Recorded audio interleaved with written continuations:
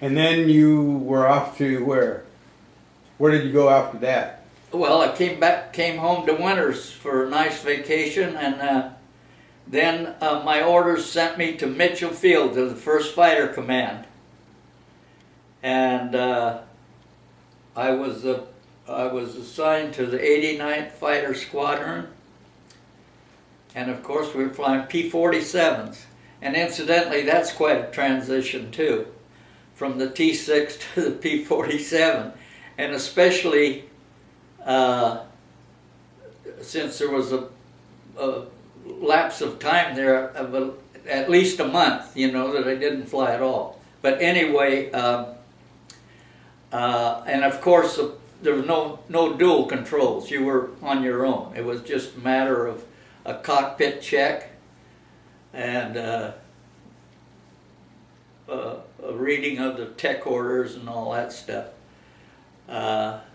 But then a pilot that had flown the airplane got with me, you know, for like maybe 15 minutes. Then I'm on my own.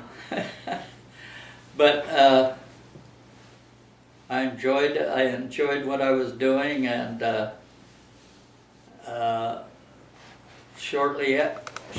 I was there flying with the squadron for a couple of months, I think it was, and orders came down for asking for volunteers. I've got that in my resume there. Anyway, they asked for volunteers to go to Wright-Patterson Field to test fly the new model of the P47. And a friend of ours talked it over, and we said, oh yeah, we'll go, you know. And our flight commander at the time said, you two fellows are crazy because only about half of you are going to come back.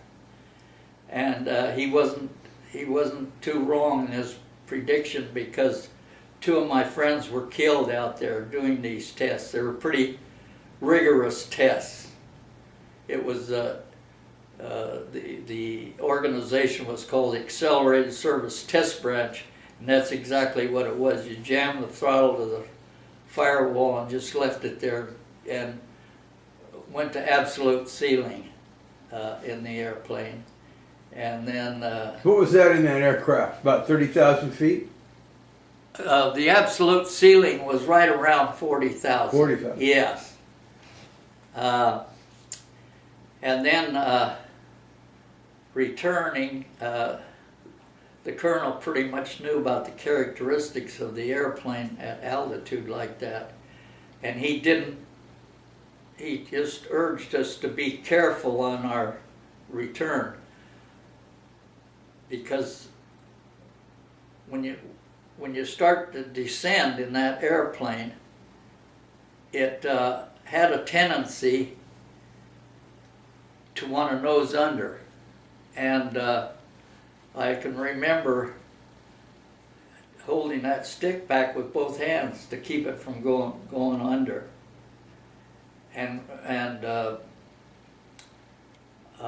also there was a terrible buffeting. What did they call it?